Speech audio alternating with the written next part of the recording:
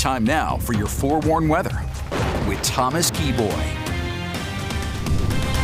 Good Tuesday morning, Utah. Time is currently 5:44. Winter has made its return to the Beehive State. This is the current view from the Deer Valley Snow Stake, where snow is continuing to fall. And it looks like we've seen well over half a foot of fresh snow up at Deer Valley, but we'll wait for the official reports to come in. Temperatures across the central and northern portion of the state ranging anywhere from the teens to around 30 degrees, while St. George, you've still really yet to see the cold front move through. You're sitting at 55, but in St. George, you really won't see your temperature warm that much as we go through today, as you'll eventually see a daytime high in the upper 50s. But we'll get into more of those details in a few moments. Not seeing as much snow in our valleys at this point, but there are still a few light snow showers, especially on the east and west benches of the Salt Lake Valley, while we're also looking at a few snow showers through Rush Valley and a few spotty snow showers working their way through Utah County. And we're also still looking at snow continuing through the Wasatch Back and the Wasatch Mountains, while we're also seeing a little bit of rain just to the north of Moab, while we're tracking some snow throughout northern portions of Grand County and southern Uintah County. And we're seeing spotty snow showers as you make your way into southwestern Utah. Looks like in Cedar City things are relatively quiet, but that might not be the case in Beaver. And we still got a few rumbles of thunder just to the east of Beaver out there, as we are still looking at this cold front slowly working its way down to the south. Winter weather advisories, winter storm warnings remain in place for a good chunk of the Beehive State for the Salt Lake, Utah, Tooele, and Rush Valleys. Those winter weather advisories continue only through 8 o'clock this morning. And even after they expire, we're not going to be getting rid of the chance for snow. It just won't be quite as high compared to what we saw last night.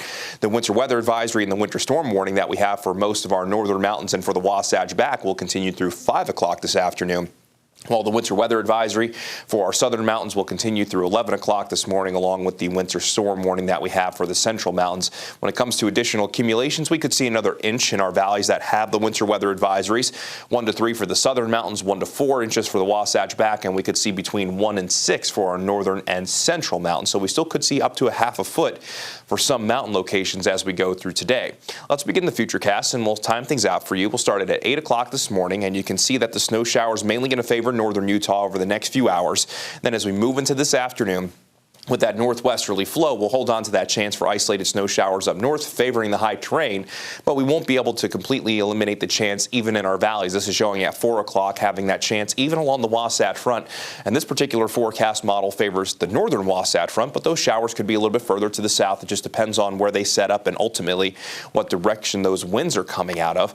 And then as we go into tonight, the chance for snow finally begins to go down. We'll be looking at calmer conditions by the overnight as it turns cold. It will be feeling like winter tonight, with overnight lows across most of the state dropping into the teens and 20s. And then as we go into our Wednesday, high pressure quickly builds back in. And then by tomorrow afternoon, our winds return out of the south. We'll see temperatures close to where they should be for this time of year by tomorrow afternoon. Then we'll be back above average by our Thursday. So it's more in the way of weather whiplash. We're just going to be going in the other direction into the second half of the week. Daytime highs across the state, much colder compared to what we've gotten used to. 20s and 30s across northern Utah, with temperatures mainly going to be in the 30s and 40s down south. So we'll go ahead and zoom things in here. How about 20s for the Wasatch Back and mid-30s for the Wasatch Front? In central Utah, we'll see 20s, 30s, and a few 40s on there, while we'll mainly see 30s and 40s down south as we get to 58 in St. George, which is only just a little bit warmer compared to what we're going to see out there this morning. But when it comes to your high temperature trend, you can see that it goes up in a big way as we go into the second half of the week before our next cold front arrives this weekend. In St. George, we just have that slight chance out there this morning when the cold front passes by. Otherwise, we'll be looking at partly cloudy skies this afternoon, mostly sunny to partly cloudy skies for the second half of the week. Temperatures eventually returning to the mid and upper 60s. Then we bring in our next chance of wet weather this weekend, with daytime highs going to the upper 40s by Sunday. Along the Wasatch Front, we'll hold on to the chance for isolated snow showers, so it won't be quite as widespread compared to what we saw last night. In between any snow showers will be partly to mostly cloudy, otherwise cold and windy. Then we're in the upper 40s tomorrow, mid to upper 50s Thursday into Friday, with a slight chance on Friday. Then a pretty good chance of wet weather returning over this weekend, with what will likely start off as valley rain and mountain snow, likely becoming all snow by Saturday night into our Sunday, with highs returning to the 30s.